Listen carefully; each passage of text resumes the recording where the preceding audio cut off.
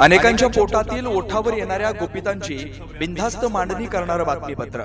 कोल्हापूरचा विकास व्हावा हा मुख्यमंत्री एकनाथ शिंदे, उपमुख्यमंत्री देवेंद्र फडणवीस, अजित पवार यांचा अजेंडा आहे। कोल्हापूरला बैठक घेऊन न्याय देण्याचा प्रयत्न करू। कालच्या गोळीबाराचं कोणीही समर्थन करत नाही। पालघरमध्ये साधूंची हत्या झाली तेव्हा हे कोठे होते? गोळीबार प्रकरणावरून गोंधळ घालणारे कोण आहेत? गोळीबार करणारे आणि ज्यांची हत्या झाली तेही उभाटामध्येच होते। दुसऱ्याच्या माथी विरोधक हे प्रकरण का मारत आहेत? कालच्या घटनेचं खापर उगाच शिंदेंवर थोपवलं जात आहे।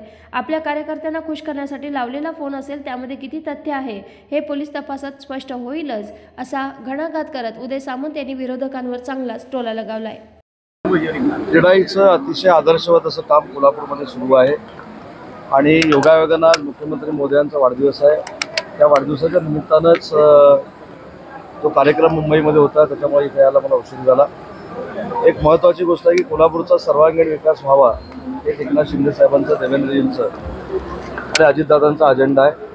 मला असं वाटतं की कोल्हापूरच्या ज्या काही मागण्या आहेत, क्रीडाईच्या ज्या काही मागण्या आहेत, याची बैठक आम्ही तातडीनं लावू आणि त्याच्यातनं योग्य तो न्याय कोल्हापूरला नक्की देऊ। खरं तर राज्यभरामध्ये आज गोळीबार प्रकरणावरून फार गोंधळ सुरू आहे, गदारोळ सुरू आहे। गृहमंत्र्यांच्या राजीनाम्याची मागणी देखील करता येईल। गोंधळ घालणारे कोण आहे?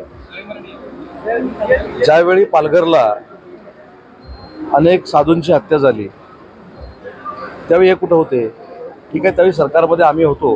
कालच्या गोळीबाराचं कोण समर्थन करत नाही।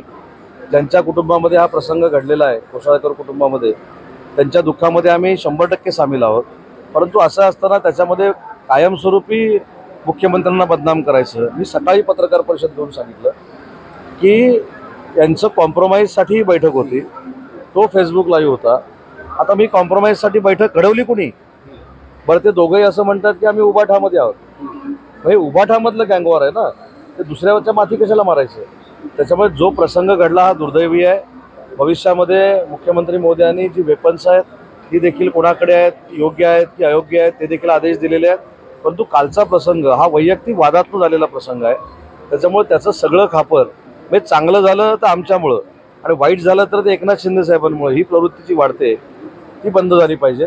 आणि मी सकाळी, आता माझ्याकडे फोटोग्राफ्स नाही आहेत, पण सकाळी मी सगळं त्याच्यातले फोटोग्राफ्स दाखवले, त्याचे बॅनर दाखवलेत।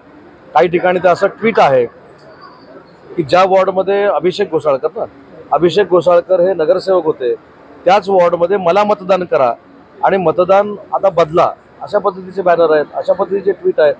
बेधडक निर्भीड बिनधास्त मांडणी करणारा खबऱ्या लाईव्ह।